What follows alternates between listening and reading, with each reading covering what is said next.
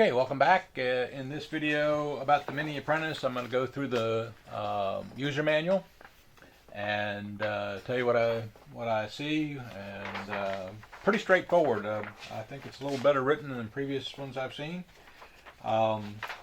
Gives you the everything that came with it, specifications, all the warnings. If you've never flown an aircraft before, or this is your first aircraft, or if it's your first aircraft with the Horizon Hobby Safe technology, you need to read this very carefully and understand it. I will be covering it in a future video about just prior to the maiden flight. So I'm going to go into detail about this, but you should read it first, and then I'll cover it in detail in a later video. There's some very important information about the transmitter, which I'll cover in a separate video. Charging the flight battery using their battery charger. I will not cover that. It's pretty straightforward. You plug it in and you wait till the light goes out. Right, like I guess when the light turns solid, it's charged. It's flashing when it's while it's still charging. I'll be charging mine with my normal battery chargers. So, the manual is simple and straightforward. It gives you a great deal of detail that you need to learn. It explains in detail what safe technology does on this page. You do have high and low rates, and you should not have to worry about binding, although there's a bind plug in there to make it easier for you. It should come from the factory already bound, which is always convenient. So I'm not going to worry about that.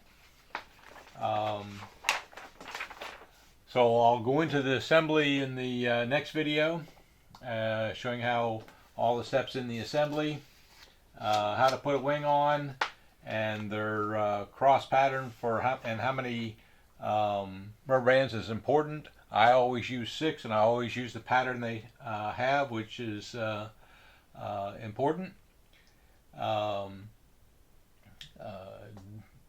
Don't skimp on rubber bands. If you haven't ordered any extra yet, go ahead and order more. I've got plenty, and I'll go into details later about rubber bands and options that you have if you don't get the Horizon Hobby ones. There are some third parties that will work well enough. However, I do like their rubber bands. They're excellent quality. And I'll show you in the next video about assembling the control horns and clevises and so forth. And then in a future video, I'll also cover what they say here about making sure that the airplane is mechanically set up right. That's important to understand. I'll do a center of gravity test as well. And low voltage cutoff is defaulted, so you don't have to worry about that. Directional control test, when we do the initial testing, I'll make sure it's directly correct. And then the flight control test for making sure that everything working, including the AS3X, is working properly. We'll do that on the maiden flight. Okay. Trimming the aircraft, we'll trim it mechanically as much as we can to make sure everything is neutral. And then after we fly it for the first time, we'll land and see what trim was needed, and then we'll try to mechanically adjust it so that the trims are back to neutral.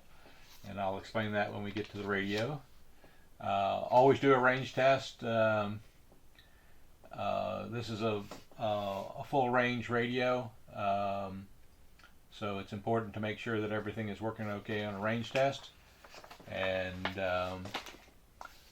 it goes into all the flying details about for your first flight if you've never flown before.